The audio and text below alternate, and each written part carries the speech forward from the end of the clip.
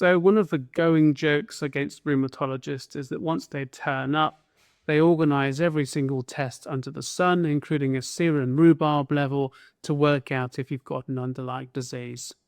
Now, rheumatologists certainly do get rather excited about antibodies, some more than others, but I'm going to talk to you today about perhaps one of the better areas that you might call a serum rhubarb, and that is myositis antibodies.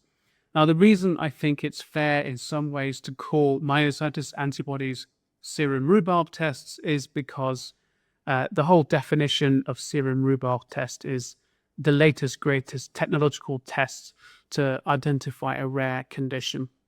Now, if you're using these antibodies correctly and you understand what they mean and how significant they are, myositis-specific antibodies are really helpful. But if you're just going out of your way to organize 100 different antibodies because you've heard of them, it can be really complicated. And that, I think, is a theme that goes through a lot of my videos on investigations.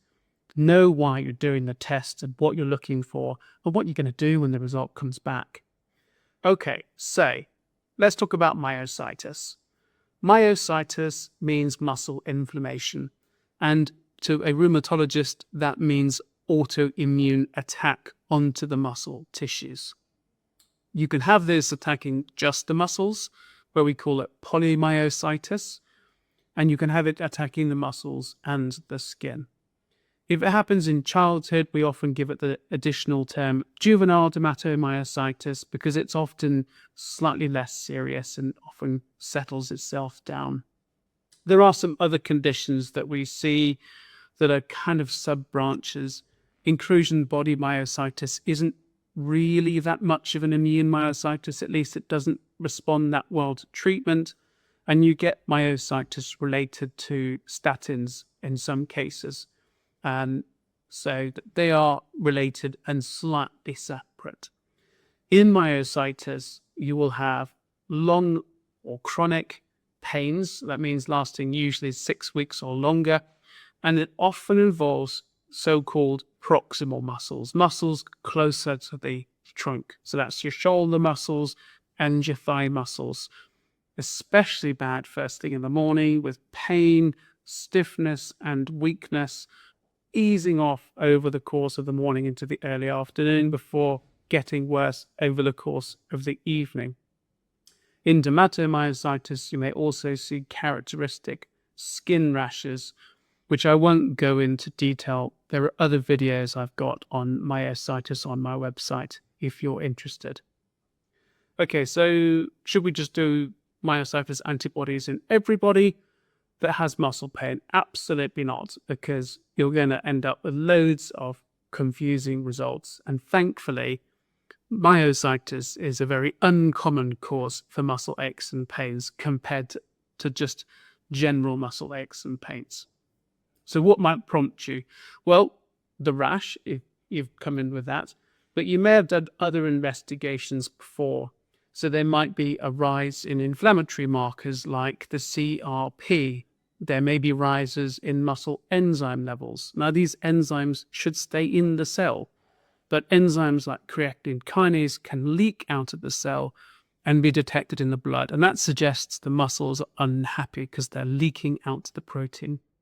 You can do imaging of the muscles with an MRI. You may see more fluid in the muscle, which we call edema. We can stick a needle in the muscle and look at the electrical activity. And if it looks unhappy, that might suggest myositis. So in that situation where you've got now symptoms, maybe examination findings, and you've got some abnormal laboratory or imaging findings, myositis antibodies starting to come into their own here. So there's a whole range, and I'm not going to go through every single one, but there are patterns over which they kind of fit into. And that's the reason this is helpful. Not only does detecting a myositis antibody help give you more certainty that this is autoimmune, because antibodies are produced by the immune system, and if you've got evidence of muscle swelling, electrical abnormalities, rise in inflammatory markers, and an antibody, it's starting to look like an autoimmune attack rather than something else. But these antibodies can give you some idea of how the disease may develop. By studying individuals with myositis, looking at the antibodies they carry, we've been able to see that certain antibodies are more likely to predict certain outcomes. So some antibodies are more likely to overlap with other types of connective tissue disease. So things like Rho and La, where you may see features of Sjogren's, PMSCL, where you may see an overlap with myositis and systemic sclerosis, and SNRNP, where you have an overlap connective tissue disease. Some are more associated with a phenomenon called anti-synthetase syndrome, where you get a lot of skin rashes and Raynaud's, where the fingers go deathly white in the cold, and lung disease, lung inflammation. So this could be PL7 antibody, PL12 antibody, EJ, OJ, JO1. Some may give a lot more skin changes. So MDA5, MI2, which is one of the ones we associate with classical dermatomyositis, NXP2, which can give you nasty calcium deposits, SAE, and some may be associated with specific conditions. So anti-HMG receptor is associated with a statin-induced myositis. Some are associated with cancer, like anti-TIF1 gamma and anti-NXP2. And others are warning antibodies like MDA5, which occasionally can present with a really aggressive lung disease that needs urgent treatment.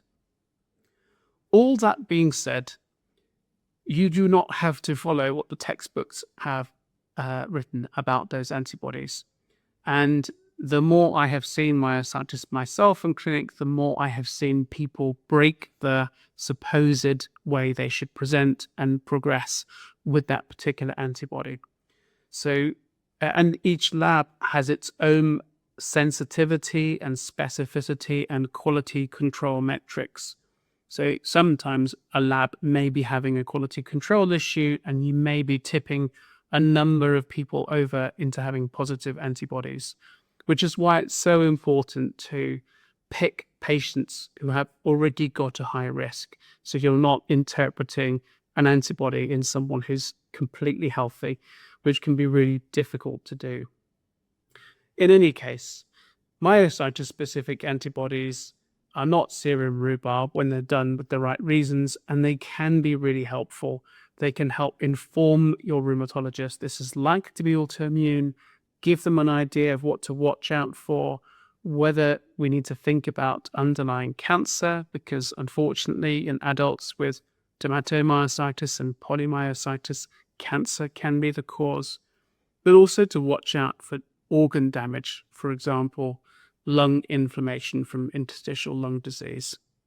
So I hope you have found the topic of serum rhubarbs and myositis-specific antibodies of interest. If you have myositis, or you've tested positive for an antibody, or you'd like to know about a specific test that's just come out, leave me something in the comments.